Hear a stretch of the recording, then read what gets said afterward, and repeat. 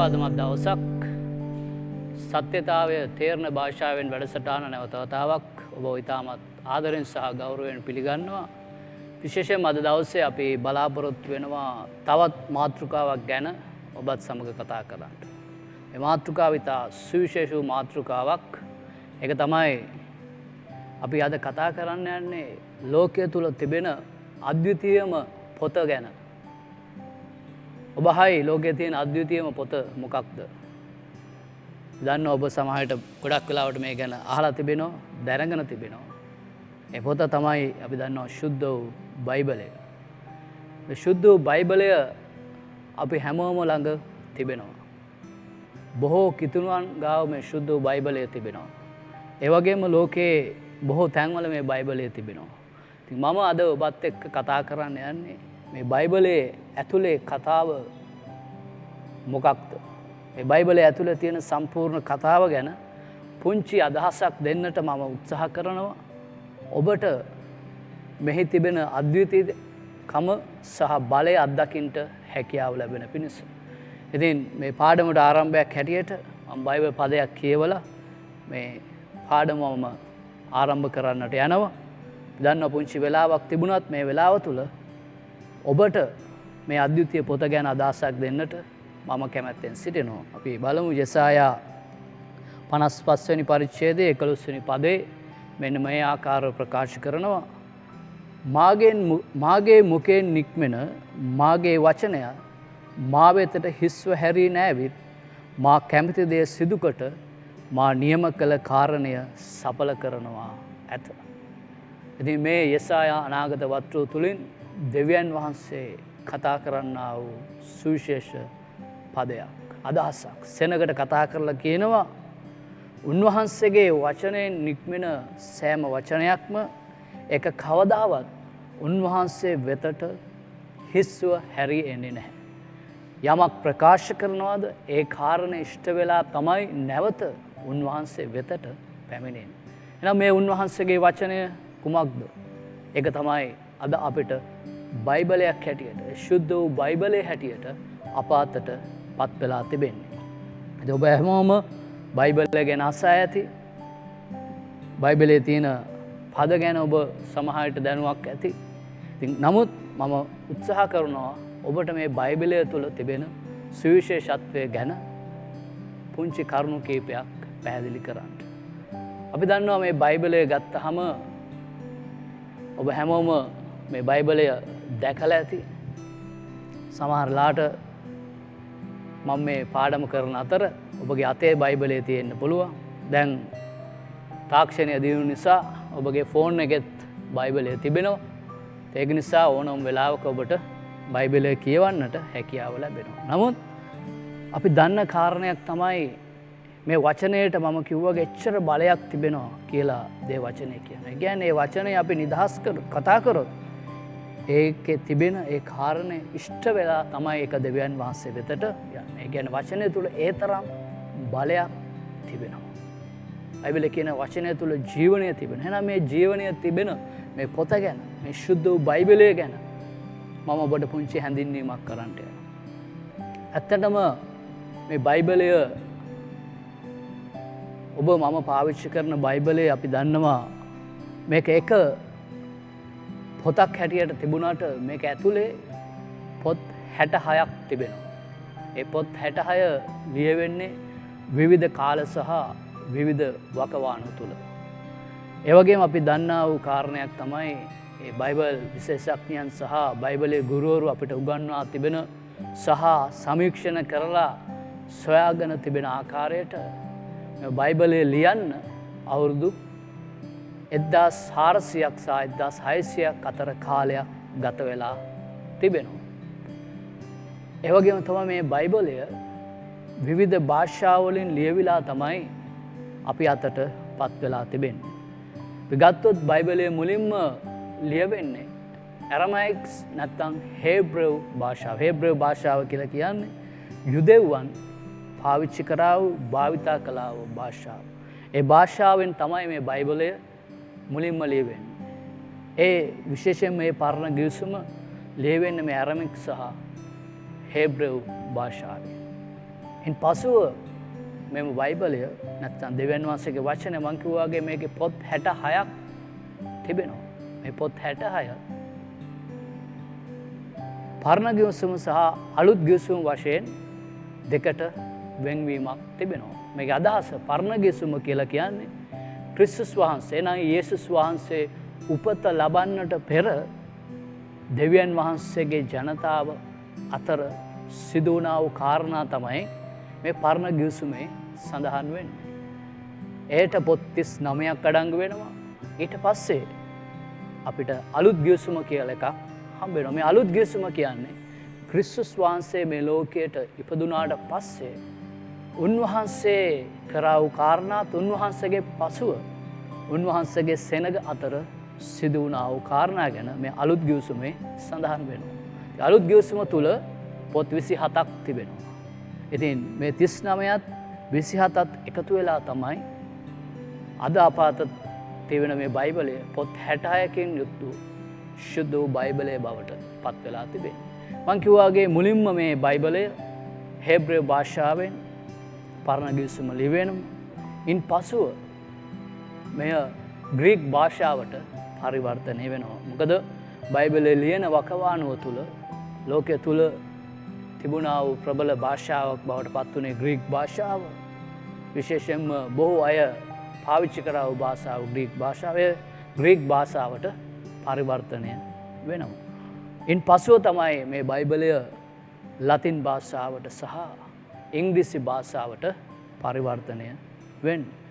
ඉතින් මේ බයිබලයේ තිබෙන සුවිශේෂකම තමයි මේ ඉංග්‍රීසි භාෂාවට 16 වෙනි සියවසේ පරිවර්තනය වෙනවා වගේම ලෝකයේ තුල මුලින්ම print කරා වූ පිටපත් කරා වූ පළමු පොත බවට මේ බයිබලය පත් වෙනවා. ඒකත් මේ බයිබලය තුල තිබෙන නැත්තම් දෙවියන් වහන්සේගේ වචනය තුල තිබෙන සුවිශේෂත්වයක් බවට පත් වෙලා තිබෙනවා.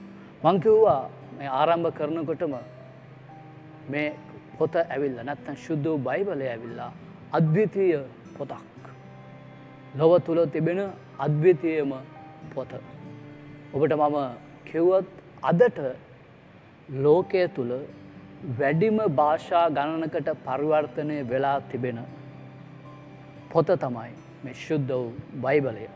ඒ පරිවර්තනයේ විප්ලවයක් හැටියට තමයි අද ඔබටත් මටත් මේ සිංහල බයිබලයත් අප අතට පත් වෙලා තිබෙන්නේ. මං කිව්වාගේ මේ තමයි ලෝකයේ තුල වැඩිම භාෂා ගණනකට පරිවර්තනය වෙලා තිබෙන පොත. ඒ වගේම තමයි අදටත් ලෝකේ වැඩිම සෙනගක් භාවිතා කරන්නා වූ පොත බවටද මෙම බයිබලය පත් වෙලා තිබෙනවා. ඒ වගේම තමයි ලෝකයේ තුල වැඩියෙන්ම අලෙවි වෙන පොත බවට මේ ශුද්ධ වූ බයිබලය පත් වෙලා තිබෙනවා.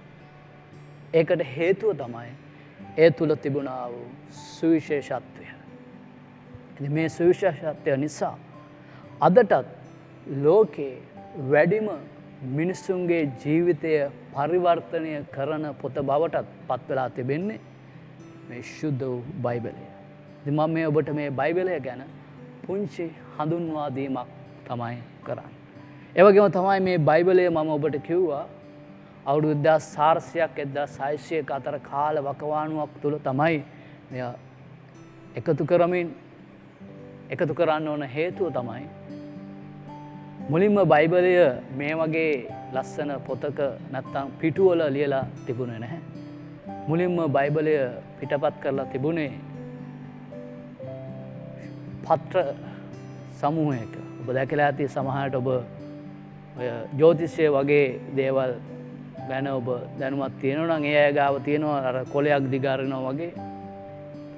එවැනි හා සමාන පැපයිරස් කියන ඒ පත්‍ර තුල තමයි මේ දේව වචනය ලිඛිතව ලියා තිබුවේ. ඉතින් ඒ වගේම සත්තුන්ගේ හම්වල එක වේලලා එවැනි දේවල් වලත් බයිබලය ලේඛනගත කරලා තිබුණා. ඉතින් මේ හැම දෙයක්ම එකතු කරලා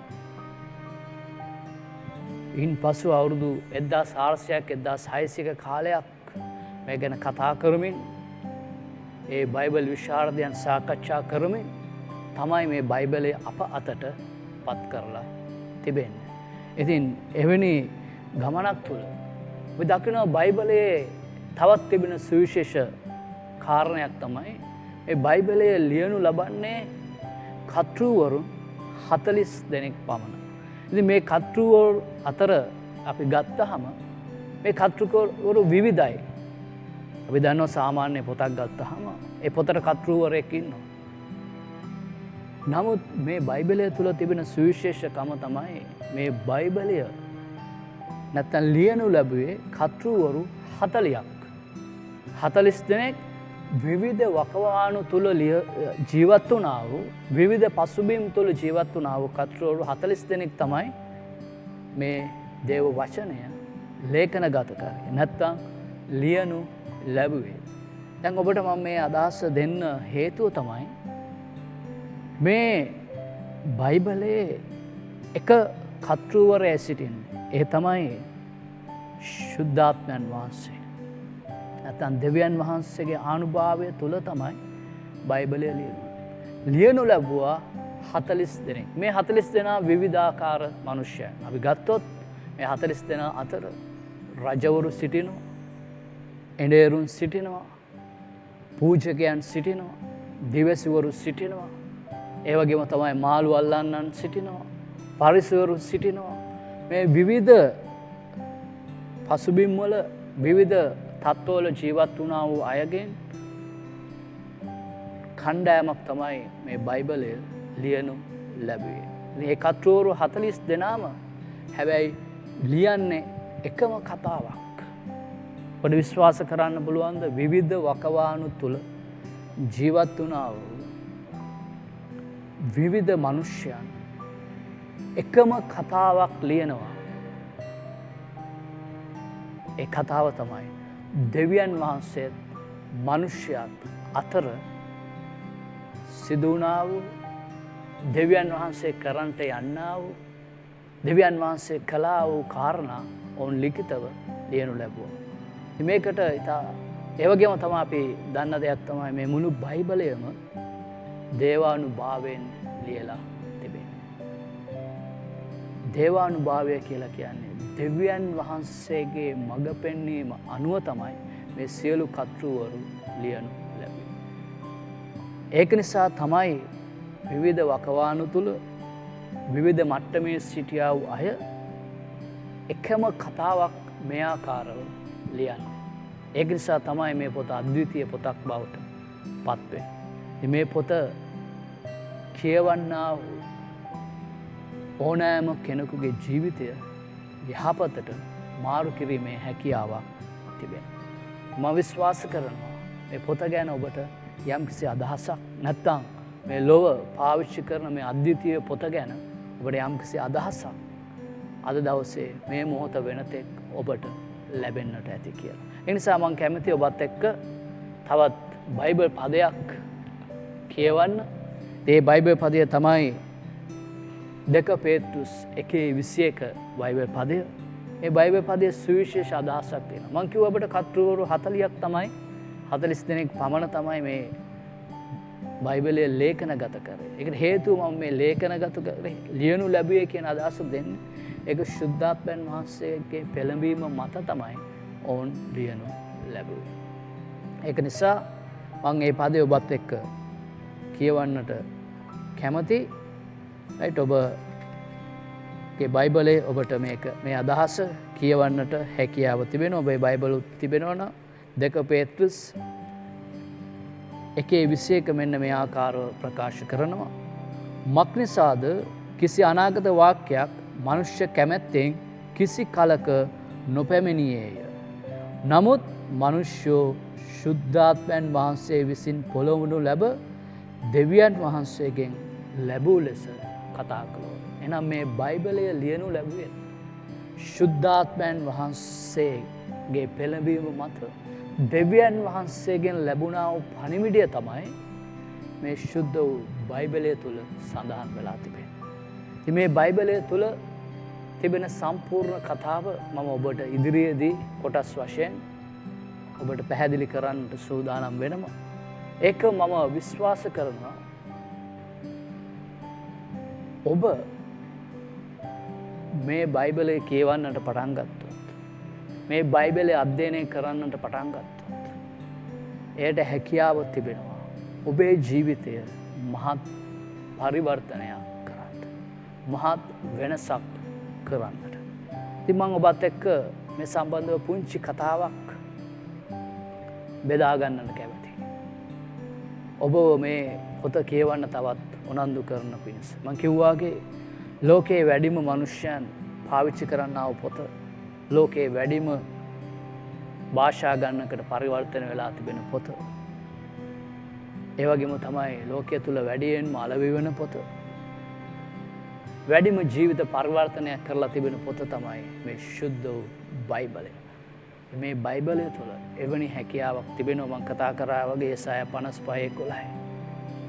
මේ වචනය කවදාවත් හිස්ව හැරියෙන්නේ නැහැ. ඒ කාරණේ ඉෂ්ට කරලා තමයි ඒක දෙවියන් වහන්සේ වෙතට පැමිණෙන්නේ. ඒ නිසා මම ඔබත් එක්ක පුංචි කතාවක් බෙදා ගන්නට කැමතියි. ඒ කතාව තමයි එක්තරා සුවිශේෂ ප්‍රොෆෙසර් කෙනෙක්.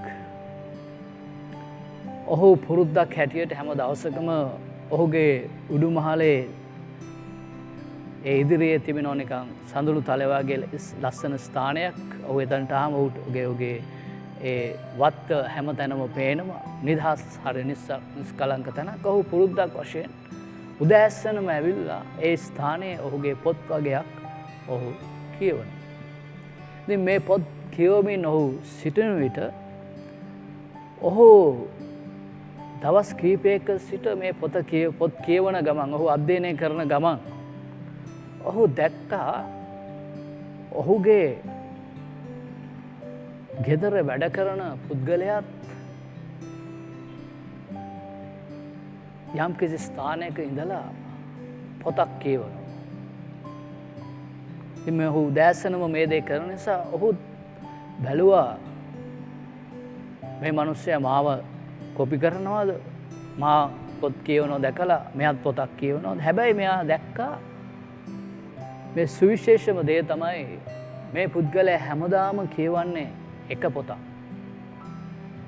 ඔහු දැක්කා ඒකේ මැද්ද රතු පාට වගේ තිබෙනවා, පිටින් කළු පාට කවර දෙකක් වගේ තිබෙනවා. හැබැයි මේ පොත කියවලා ඔහු දකින්නට පටන් ගත්තා ඔහු පොත ගොඩාක් වෙලා කියවන්නේ නැහැ. මේ ප්‍රොෆෙසර් වගේ ගොඩාක් පොත් කියවලා ගොඩාක් වෙලා ගත කරන්නේ නැහැ. නමුත් ඔහු ටික වෙලාවක් මේ පොත කියවලා හරිම උද්‍යෝගයෙන්, හරිම ප්‍රීතියෙන් ඔහු මේ වත්තේ වැඩ කටයුතු කරනවා. වත්තේ එහාට මෙහාට යනවා. හරිම උද්‍යෝගයෙන් ඔහුගේ කාලය ගත කරනවා මේ ප්‍රොෆෙසර් දැක්කා. ඒ ප්‍රොෆෙසර් කල්පනා කරා මම මෙච්චර පොත් අධ්‍යයනය කරනවා, මම පොත් ලියලා තිබෙනවා, මම ඉගැන්වීම් කරනවා. මේ හැම දෙයක් මැද්දේ මට මෙච්චර උද්‍යෝගයක් ජීවිතේ ඇති වෙන්නේ නැහැ. මෙච්චර ප්‍රීතියෙන් මම වැඩ කටයුතු කරන්නේ නැහැ. ඔහු ඒ ගැන කල්පනා කරමින් ඔහු දවසක ඔහුගේ වත්තේ වැඩ කරන මේ මිනිහයට ගෙනල්ලා කතා කරා. ඔහු කතා කරලා ඇහුවා මම දකිනවා ඔබ පොතක් කියවන හැම උදේම. ඔබ මාව කොපි කරලා නේද තියෙන්නේ? මම පොත් කියවන නිසා ඔබත් පටන් ගත්තද පොත් කියවන්න කියලා නිකන් හාස්‍යයෙන් වගේ. ඔබ දන්නවා ගෙදර වැඩකාරයෙක් සහ ගෙදර ස්වාමිය අතර කතා බහ වෙනකොට මෙවැනි ආකාරව තමයි කතා බහ සිදු වෙන්නේ. ඔහු ඔහුගෙන් ඇහුවා ඔබ මේ මොකක්ද මේ කියවන පොත? හැබැයි මම දකින දෙයක් තමයි ඔබ මේ පොත කියවුවට පස්සේ හරිම උද්‍යෝගයෙන්, හරිම ප්‍රීතියෙන් මේ වත්තේ වැඩ ටික කරනවා. ඒකට මොකක්ද හේතුව? ඔහු පොඩි මොන දිහා බලලා පොඩි සිනාවක් දාලා ඔහු කිව්වා මහත්තයෝ, ඔබතුමා ගොඩාක් අධ්‍යාපනය ලැබපු දැනුම තිබෙන කෙනෙක්. ඔබතුමාත් ගොඩාක් පොත් කියවනවා. ඒ වගේම ඔබතුමාත් ගොඩාක් පොත් ලියලා තිබෙනවා. හැබැයි මම කියවන පොතේ වෙනසක් තිබෙනවා. මොකද හේතුව ඒ පොත ලිව්වා වූ ඒ පොත තුළ කතා කරන්නා වූ පුද්ගලයා මා සමග සිටිනවා. ඒ කියවන වචන මාව ධෛර්යමත් කරනවා. ඒ කියවන වචන මාව ශක්තිමත් කරනවා. ඒ කියවන වචන මට බලාපොරොත්තුවක් ගෙන දෙනවා. ඒක නිසා මට හැම මොහොතකම මේ පොත කියවන හැම මොහොතකම මට උද්‍යෝගයක් එනවා. මට ප්‍රීතියක් එනවා. මට බලාපොරොත්තුවක් එනවා. ඒ වගේම මම දන්නවා ඒ පොත ලිව්වා කතුවරයා මාත් එක්ක ඉන්නවා කියලා. ඔබතුමා ඔය කියවන පොත්වල එක කතුවරයෙක්වත් ඔබතුමා එක්ක නැහැ. ඒක ලස්සන අදහසක්, ලස්සන වචන ටිකක්, දැනුමක් විතරයි ඔබට හම්බෙන්නේ. නමුත් මේ පොත කියවන විට ඒක මාව උද්‍යෝගමත් කරනවා. මට බලාපොරොත්තු ගෙන දෙනවා. ඒක නිසායි මම මෙවැනි ආකාරව ජීවත් වෙන්නේ, මෙවැනි ආකාරව ප්‍රීතියෙන් සිටින්නේ, මෙවැනි ආකාරව වැඩ කටයුතු කරන්නේ. මේ කතාවේ අවසානය කුමක්ද? අවසානයේ මේ ප්‍රොෆෙසර් තීරණයක් ගන්නවා. ඔහුගේ පොත් සියල්ල ලියන්නට, අදහස් ගන්නට ප්‍රථමයෙන්, ඔහු කියවන පොත් කියවන්නට ප්‍රථමයෙන් මේ පොත, මේ වැඩකාරයා භාවිතා කළා වූ පොත උදෑසනම කියවන්නට. ඇයි? ඔහු දැක්කා ඔහුට නොතිබුණා වූ ප්‍රීතියක්, ඔහුට නොතිබුණා වූ බලාපොරොත්තුවක් මේ පොත කියවන්නා වූ මේ ගෙදර වැඩකාරයට තිබෙනවා. ඉතින් ඒ පොත වෙන කිසිවක් නෙවෙයි. ඒ පොත තමයි ශුද්ධ වූ බයිබලය. ඉතින් මේ බයිබලය තුළ අඩංගු වෙලා තිබෙන ඒ දෙවියන් වහන්සේගේ වචනයට හැකියාව තිබෙනවා ඔබගේ ජීවිතයට බලාපොරොත්තුව සහ ප්‍රීතිය ගෙන දෙන්න. මම විශ්වාස කරනවා ඔබ මේ බයිබලය ගැන යම්කිසි අදහසක් ඔබට ලැබෙන්නට ඇති. ඉතින් මම පුංචි කාරණා කීපයක් තමයි ඔබත් සමග බෙදාගත්තේ, ඔබ හමුවේ බෙදාගත්තේ. ඉතින් ඉදිරියට මම බලාපොරොත්තු වෙන ඔබත් එක්ක මම කිව්වා මේ බයිබලයේ කොටස් දෙකකට වෙන් කරලා තිබෙනවා. ඒක අලුත් ගිවිසුම සහ පරණ ගිවිසුම යනුවෙන්. පරණ ගිවිසුමේ පොත් 39ක් තිබෙනවා. අලුත් ගිවිසුමේ පොත් 27ක් තිබෙනවා. ඉතින් මම ඔබත් එක්ක ලෑස්ති වෙනවා මේ පරණ ගිවිසුමේ මේ පොත් 39 තුල තිබෙනා වූ කතන්දරය කෙටියෙන් ඔබත් එක්ක බෙදා ගන්න. ඒ වගේම අලුත් ගිවිසුම තුල තිබෙනා වූ ඒ කතන්දරයත් ඔබට කෙටියෙන් පැහැදිලි කරනවා. එවිට ඔබට මේ පොත තුල තිබෙන නියම දේ අත්පත් කරගන්නට, නියම දේ ලබා ගන්නට ඒක ආශිර්වාදයක් බවට පත් වෙන්නට යනවා. එහෙනම් අපි ඔබත් සමග ලබන සතියේ නැවත මුණ ගැසෙන්නට යනවා. මේ අද්විතීය පොතේ තිබෙනා වූ කතාන්දරය ඔබත් එක්ක බෙදා ගන්න. ඔබ සැමට ජේසු පිහිටයි.